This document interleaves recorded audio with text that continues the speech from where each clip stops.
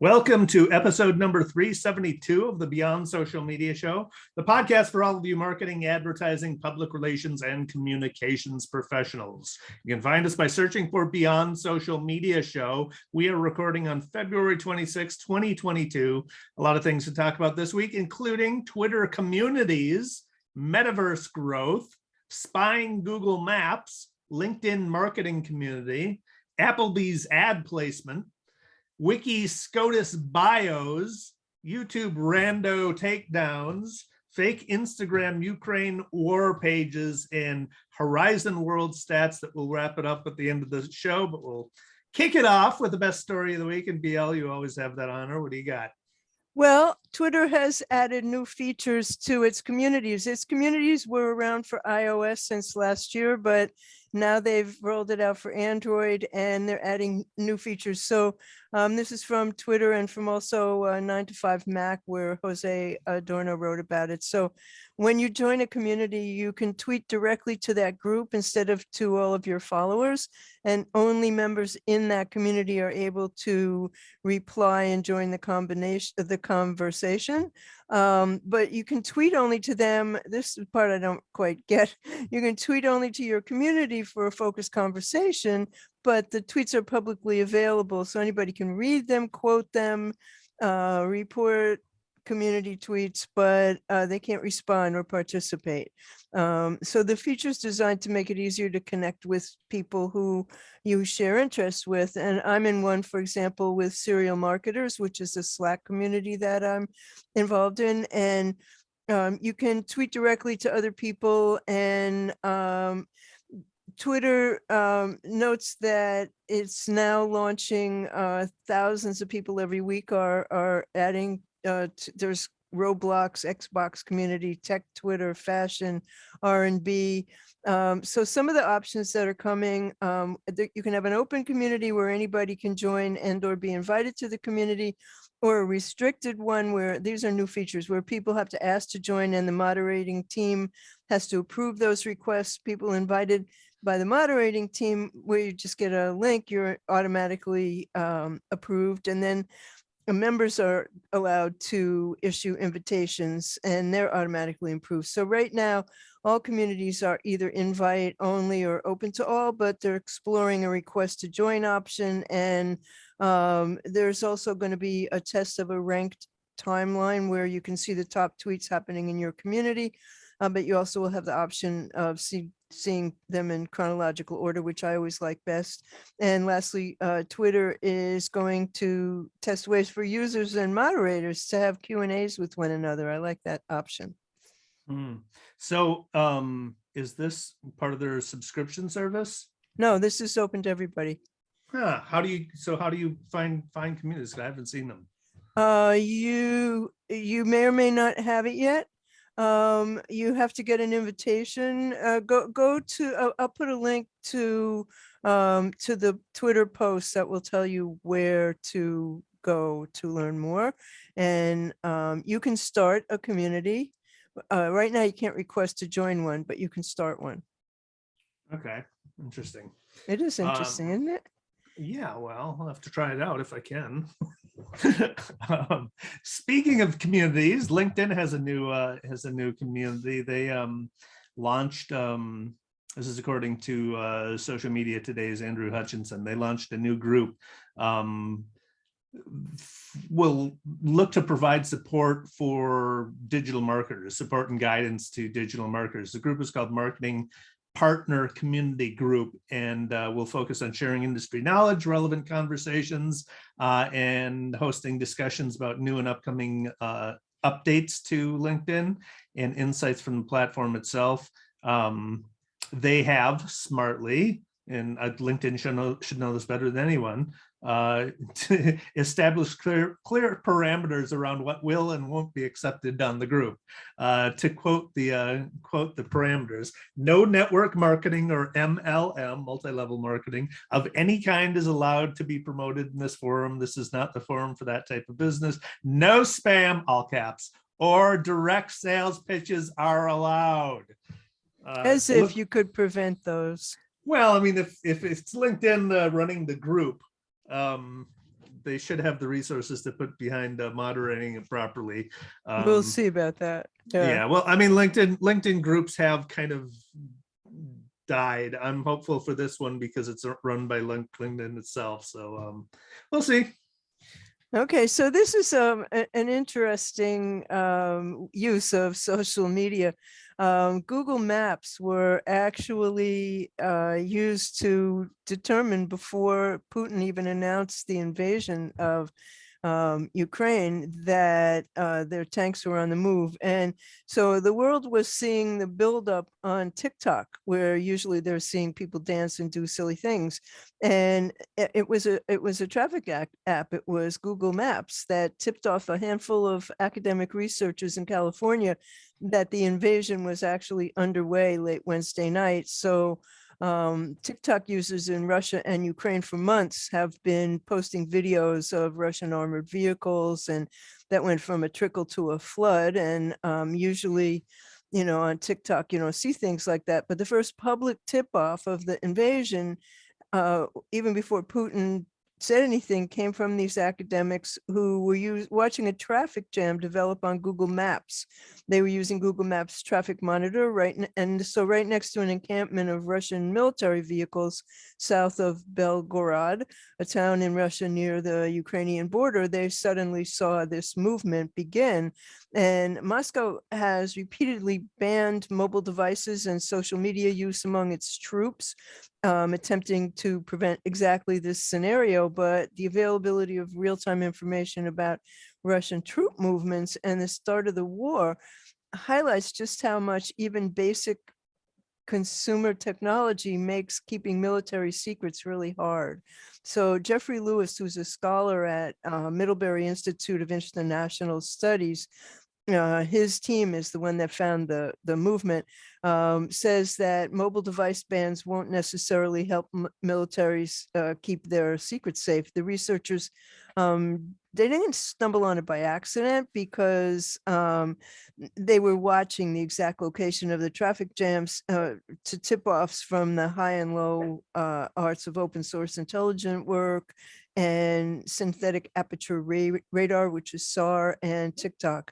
So that's actually, I mean, people were saying they were surprised that Russia hadn't cut off the internet, but I guess their people need it too.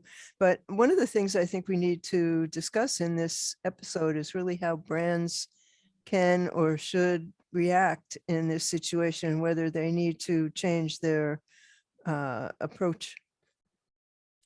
Yeah, I mean, that's kind of, well, a couple of things. First, on the Google Maps, before we get to brands. So they were, it sounds, from what you described, it sounds like they were monitoring data based on like their Russian troops' use of Google Maps, rather than satellite imagery, because I can't imagine satellite imagery would change that quickly. So you could see the troop buildups I on have Google a picture Maps. of it. You actually could. It's a different app. It's a traffic app on Google Maps. So you really, you can see what's happening from the air. Wow, maybe Google, knowing what's going on, decided to change their satellites and make sure they focus on that area of the world more closely than other areas. But interesting. Yeah, I thought. Now the brand discussion is interesting. I mean, I don't know that there's, unless you have some direct connection to Ukraine as a brand, what, Well, during World War II, for example, advertising in the US switched from straight product advertising to talking about conservation and safety. And it just took kind of like, I saw an ad for Kotex that, a woman in a military uniform was in the ad. There needs to be some type of change of focus, but I have a story in Worse that will curl your hair about how advertising can go wrong in this situation, and not be the brand's fault. But anyway, there is, brands have to tread carefully right now. They have to be very careful about what they say and do. It's not Yep. business as usual anymore. The world has changed overnight. Well, it hasn't been business as usual for a long time, actually. Yeah, 5 years. So this is from Gartner, which via Marketing Dive's Tatiana Walk Morris. Gartner's has a recent report that predicts that 25% of people will spend at least 1 hour a day in the metaverse to work, shop, go to school, socialize, or be entertained by 2026.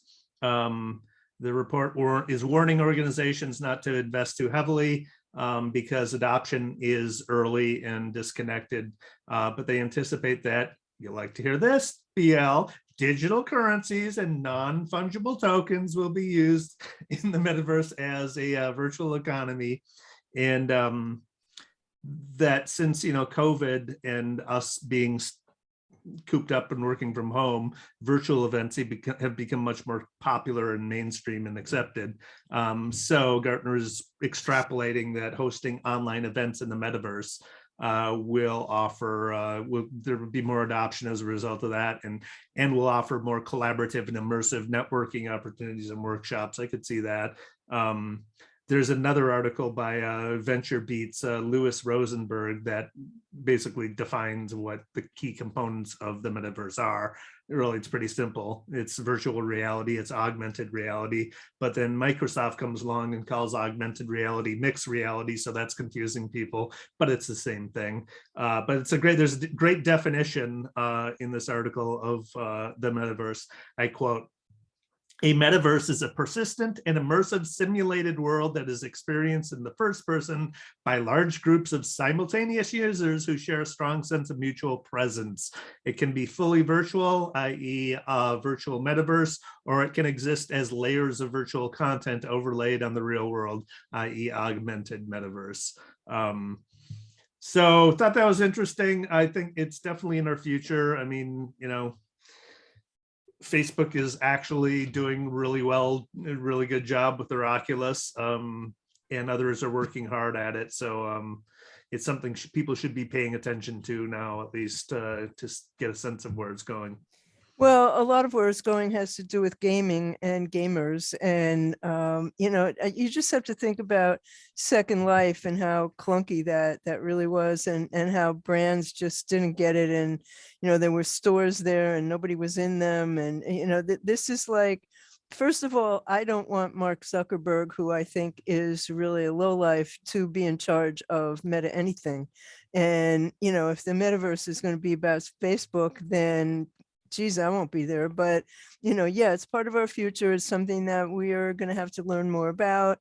And digital currency is something that we all have to learn more about, because that's what's going to be going on there. But, it's very early. It's early in both games. Well, yeah, I mean, the metaverse has actually been around for quite a while, not just Second Life either. World of Warcraft is, yeah, there's already that's things the happening. metaverse. Yeah. Minecraft is the metaverse. But it's games. There's a lot of games in the yeah, metaverse. well, Microsoft just bought Activision Blizzard, the major gaming publisher, Yeah. for that very reason, For billions of dollars. Yeah. So Well, do you have any more gaming- good news? Because I don't. Nope. Okay, so this is an incredible thing. At one point on CNN on Wednesday, they have like the crayon next to the ad, like the ad is the bigger part of the screen, and then there's headlines next to it. Mhm. So at one point, the words in the crayon were "Russia invades Ukraine," and on the middle of the screen was an Applebee's ad with people dancing. This did not go well. So this is from an Ad Age story by the staff. It was, so they paused their advertising on CNN, and the network removed picture-in-picture advertising from coverage. And it was just an unfortunate ad transition. And CNN was roundly criticized on social media. And, when it went from broadcasting air raid sirens in Ukraine to showing this picture-in-picture ad for Applebee. And the scene, it just illustrates the unintended consequences of airing split screen ads during a global crisis. And just something that it wasn't Applebee's fault, was CNN's fault. Well, I mean, Applebee could have stopped their advertising. So knowing that there's war going on, I don't know which is worse, the dancing and the advertising, or running the ads against a breakout of war. And well, the dancing and the advertising is the advertising. So I don't think that's so terrible, but Yeah. My that's what opinion I'm on saying. dancing and advertising. Dancing and advertising, but brands need to be careful right now. Every brand, CNN's a brand, every brand needs to be careful, because we're in a different world. And just in the last week, our world changed. We're in World War III. Not yet. No, don't count on that. Okay, so you got bad news for us? Yeah. So yeah, Politico's Samuel Benson had an article on Wikipedia. Remember Wikipedia? Yeah. So a former law clerk of Supreme Court nominee decided to go on a Wikipedia editing spree, according to this article, to bolster the page of his former boss and alter the pages of his competitors for the Supreme Court opening in an attempt to invite liberal skepticism of his boss's competitors, basically, for the open seat. A group of former law clerks for Judge Ketanji Brown Jackson identified the anonymous editor as Matteo Godi, who was another former Jackson clerk.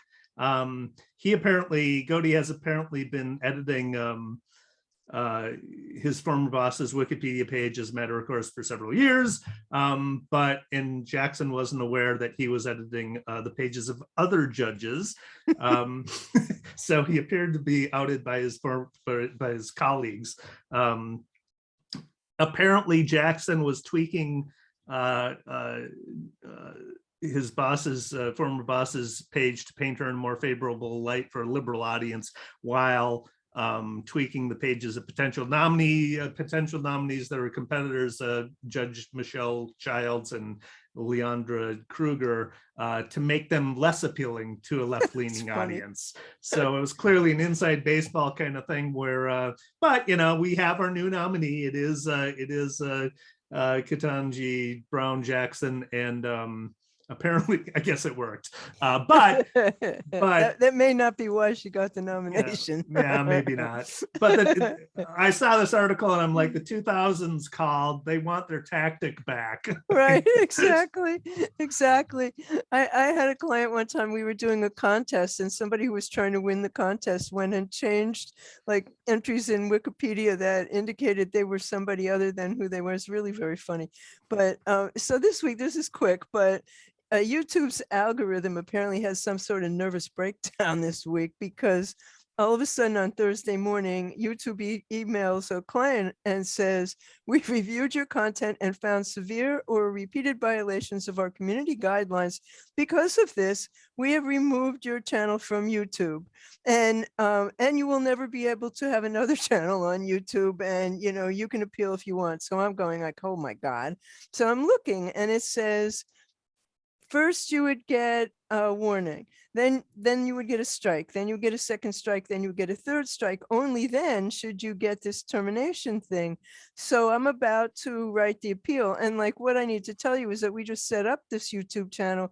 It had two 30-second videos. One was the owners, the building, and the other one was like a Happy New Year card. I mean, there was nothing on there.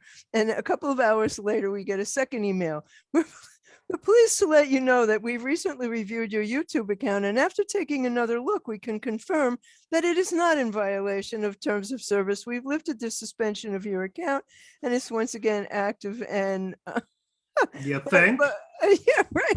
We hope you understand, and we're sorry for any convenience or frustration this has caused. We'd like to thank you for your patience. But in the original one, they said, we can understand this may be upsetting. Like, yeah. It was just a blip. Wow. Well, okay. Or something. I mean, I don't know if it happened to anybody else, but I have a feeling it did. There you go, YouTube. Yeah, right. So do you have more?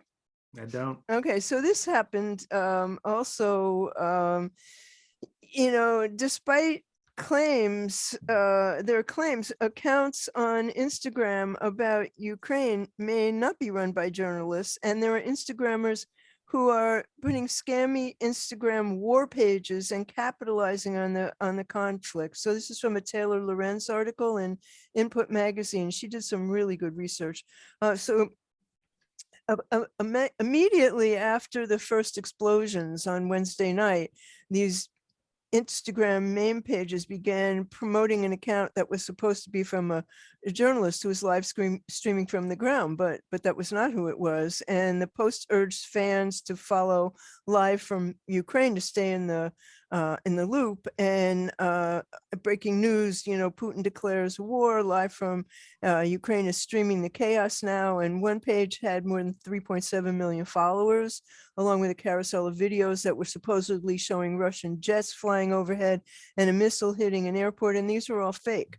So live from Ukraine and POV warfare were not run by Ukrainian journalists. They were occupied by a young guy in the US who oversees a network of viral content all over the web. So these accounts are known as war pages on Instagram, and they get shocking battleground footage and videos showing the violence, and they repost them with little or no context. And they try to leverage the tragedy and the conflict to gain followers. So there are accounts like Waraholics, military footage, war strikes, that they've all popped up since the crisis heated up, and some of them monetize them by posting ads, often for OnlyFans, porn platform creators. So what this guy says is, I think his name is Hayden. Yeah, Hayden says, what I'm trying to do is get as many followers as possible by using my platform and skills. Oh, really? And he calls himself Hayden, but she reached him by phone. Taylor Lorenz talked to him, and his verification methods, he said, involve sussing out the comment sections of videos and seeing if other people claim them false. He said, I can't really verify them myself. And so existing followers commented that one video he posted was old and not even Ukraine, yet it's still there. He doesn't worry much about spreading misinformation. No one knows what's going on. He says they believe anything that's put in front of them. I'm putting up what I believe is accurate, and they can draw any opinion based on that. So they're set to private, so followers had a request to join, and that is a tactic for spurring the growth of meme pages. So what people like that usually do is wait a couple days for all the followers to request that to join, and then they accept them after the topic dies down. And once the account has enough followers, it pivots to unrelated content or even a brand page.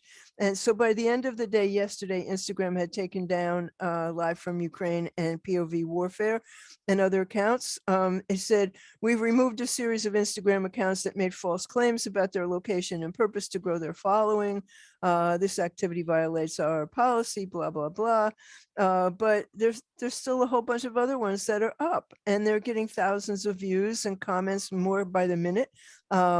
Another one is called Live from Ukraine Backup, which claims to be an anonymous journalist reporting live from Ukraine, and it isn't. So, be careful of what you look at in this time, because it's so easy to be misled. Yeah, it's actually a clever tactic if you don't have any scruples, but well, there's a lot of people who don't, that's for sure. No, I've been following CNN for coverage of the Ukraine war. They've been doing an outstanding job. They have actual people on the ground there reporting from Ukraine, and then Twitter and looking for verified journalists that are on the ground, Yeah. which of their several, I think, I've been doing very following good work. AP and the New York Times and Washington Post, and all of whom have people on the ground who I'm so worried about. I mean, what's going to happen to them? They can't get out. So anyway, we need a smile. I have one. I will put this in the show notes. It's an absolutely exquisite black and white iconic photo of Marilyn Monroe and her cat. It's just beautiful. It will make you smile, I promise. What kind of cat does she have? It's a gray tabby with black, gray with black markings. It's really a pretty cat, but the way the photo's taken is taken with a lighting technique where half the face is in shadow and the cat is in focus, and so it's beautiful. Nice, nice. All right, shiny new stuff. Yeah, go ahead. The Search Console has updated insights. We've got a beta. This is from Search Engine Journal's Matt Southern. So the beta includes both data from both Search Console and Google Analytics in order to make it easier for you to understand how your content is performing. So some of the questions you can answer, like what are the best performing pieces of content, which ones are trending, how do people discover your content across the web, what do people search for before they visit your content, and which articles refer users to your website and content. I checked it out, it's pretty cool. It's a good upgrade. So it's in beta. Hopefully it'll stay. It is Google, so. Right. That sounds really useful. So Jeremy Kaplan has a newsletter called Wonder Tools that comes out every week on Substack. And this week it's about easy video apps. And so there are 4 of them. One is free Adobe Spark video. I think you tried that, didn't you, Dave? I've dabbled in it. Yeah, and so I have links to all these. Another is Quick, which is another photo editing one. And then Apple Clips comes with iPhones. All you have to do is download it, and that's free. And then there's another one which there is some charge for called Video Shop. And so I have links to all of those. Very good. And I do have a pro tip. All right, what do you got? Well, it's just from MIT Technology Review, and it's a link for to learn about how not to spread misinformation on the Ukraine situation. I think that's really important. Yeah, I don't know if this is this is not necessarily a pro tip. We've talked about it before, the time stamping of YouTube videos to create the chapter headings. I did notice that they've added a new feature too. When you do that, at the bottom of below your description in your YouTube video, you will see the actual thumbnails for the chapters that you create, and presumably that's going to show up in searches as well. When did that start? I didn't see that. About a week and a half ago, 2 weeks ago. Very cool. That's very helpful. Oh. All right, let's wrap this up.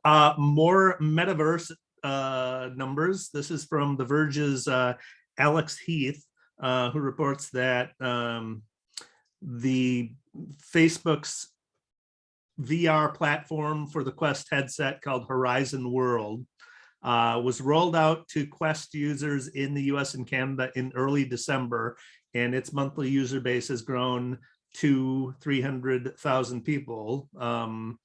Its Horizon World is similar to like Microsoft's Minecraft. You can build custom environments in it, hang out, play gaming. In Facebook's version, you don't have any legs, so there's that. They announced It's such a funny thing to see. It is so weird. They announced that 10,000 separate worlds have been built in Horizon Worlds today, and the Facebook group for creators now numbers 20,000 members. It's growing. I know I don't want Zuckerberg in charge of the metaverse either, but it is growing. Well, he did announce an hour or so ago that they've taken all Russian state advertising off the platform, but that's just because the government forced them to do that. I just think he's a lowlife. I think it's time for him to go. I really do. But anyway, that brings us to the end of episode 372 of the Beyond Social Media Show. And to find us, just search Beyond Social Media Show. Links to everything we talked about today, including videos and images, will be at beyondsocialmediashow.com/372. I am here with David Erickson. He's D Erickson on Twitter. He's DE Erickson on Instagram. He is on YouTube as E Strategy, and he blogs at e-strategyblog.com. I'm BL Achman. I'm What's Next on Twitter. I blog at What's Next Blog. My YouTube channel, surprisingly enough, is What's Next Blog.